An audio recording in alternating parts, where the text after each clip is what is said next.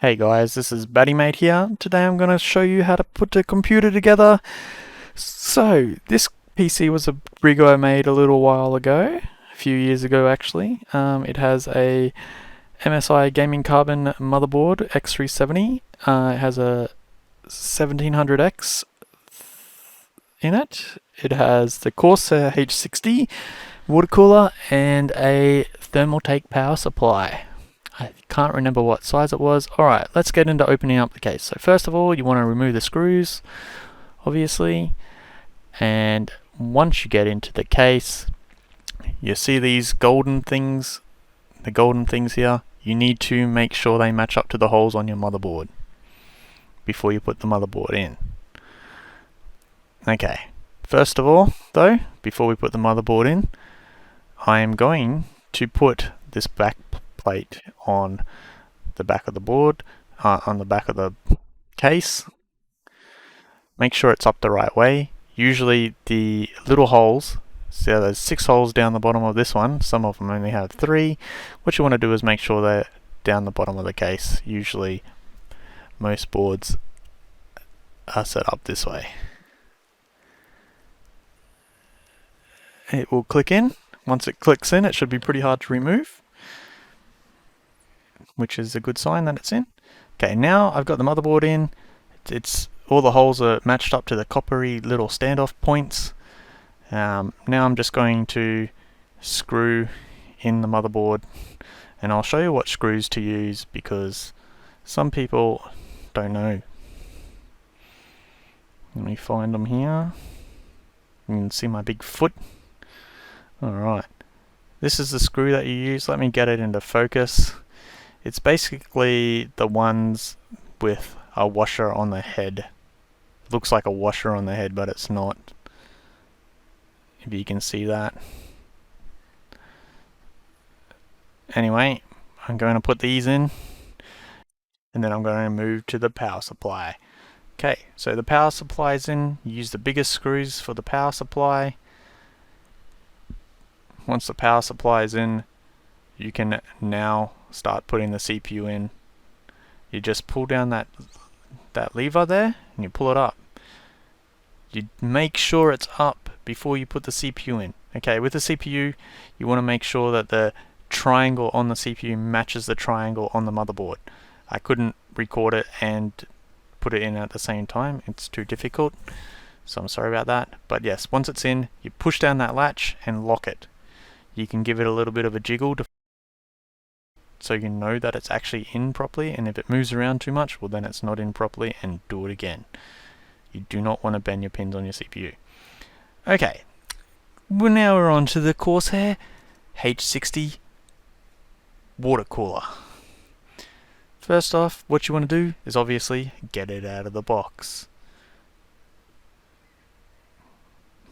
Trying to get it out of this box is pretty good. Everything's nice. It's got a nice copper heatsink on it, which most Corsair water coolers do have. Alright, so this is the bracket that you need for AMD. AMD will require this bracket. Some of the newer Corsair ones will have different AMD brackets, but this is the bracket that came with mine. Basically it comes with 2 screws that screw in over the little latches that are on the motherboard by default, which is pretty nice. So you don't have to unscrew stuff from the motherboard to put these. Okay, so the next thing I want to move on to is plugging in all your stuff. So this big one obviously plugs into the big slot on the board. We've got a USB 3 there that's plugged in. We've got some fan plugs down there, some sound plugs. All our hard drive bays are there, which is good. We will put them in later. So this is where all the headers for the front panel go. They go on just there on the board. They might go on a different spot on your board, but on this board they go there. Okay, now we're going to install the RAM. First off, what you want to do is make sure them little switches are switched up and down.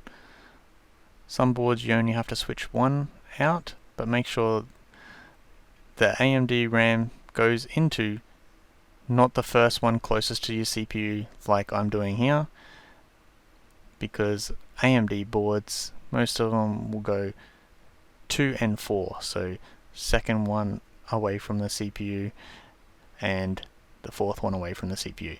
But when you put in the RAM, what you want to do is push down in there, make sure it's the way up, and once it clicks in, it's in properly. I don't have the audio of it clicking, it was too quiet, and that's why I'm over speaking this video right now. But yes, it's 3200 megahertz RAM at the time. That was one of the fastest ones that you could get. Now you can get all the way up to 6000 megahertz RAM or higher with DDR5. This is DDR4 RAM. Okay, so you click in the top and then you click in the bottom. Alright, because I had enough RAM for all of the spots, that's why I filled them all up. But if you only have 2 sticks, you go 2 and 4. Make sure your big power thing is plugged in before you plug in this water cooler. Alright, after you've done that, I'm going to skip the water cooler installation part because it's going to be too hard to record and do at the same time. So here we go.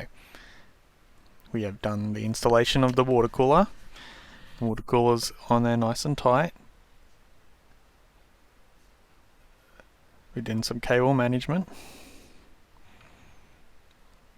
All the cables are coming out the back. So now we're going to plug in our hard drive into the SATA port. That's one.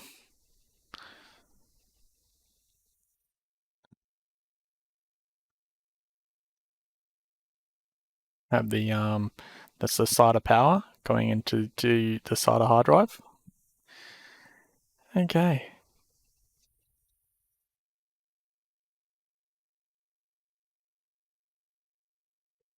Oh yes, so this is the clip. This is how it clips over the CPU cooler. It clips over the board, things like that, and holds down the cooler. It's a pretty nice way, pretty easy way to put on your CPU cooler. Nice stock configuration way to do it, which is pretty easy. I got to put a fan on my water cooler. I haven't done that yet, and basically I'll be putting the graphics card in this switchy thing here. I have 2 GeForce GTX 980s that I'm putting in here. These cards are pretty good. Well, they were really good at the time. If you can just get it in there. Sometimes it can be a little bit of a struggle because everything's so tight. You do need the SLI plugs for it to work, although NVIDIA doesn't really support SLI anymore, so having one card is more than recommended now. Well, having 2 cards never really worked that well anyway. Alright, so now we're going to plug our 6-pin into the 6-pin slot, PCIe 6, and then we got the other PCIe 6 pin slot. So now we have 2 graphics cards installed in this one computer. I will screw it in. It will take a little bit to screw it in. Alright. So the big power's in. CPU power is also in, top left. Now, you may always make sure to do a final check of your system. Make sure your CPU cooler is plugged in to the board. Make sure your fans are plugged in to the board so they have power so they can run. Make sure that you have your hard drives and SATA cables plugged in. Which, for people that want to run SLI and stuff, make sure you have your SLI tabs put on. This little SLI band. Now, they just slide on like so, and I'll show you. Here, just over these little things. Make sure you've got both of them congested. Otherwise, it won't work 100%. Then they just slide on like that. And that's done. How easy. So back to the water cooler up the top where the fan is. I am going to put another fan on the other side of this rad here, so it will be a push-pull config. I know that pull configs are not ideal for rads. Okay guys, I'm out and I'll see you in the next one. Hey guys, it's BuddyMate here. If you like my video, please give us a handy dandy thumbs up, and if you hated my video, give me a handy dandy thumbs down. Please subscribe, and I'll see you next time. Thanks.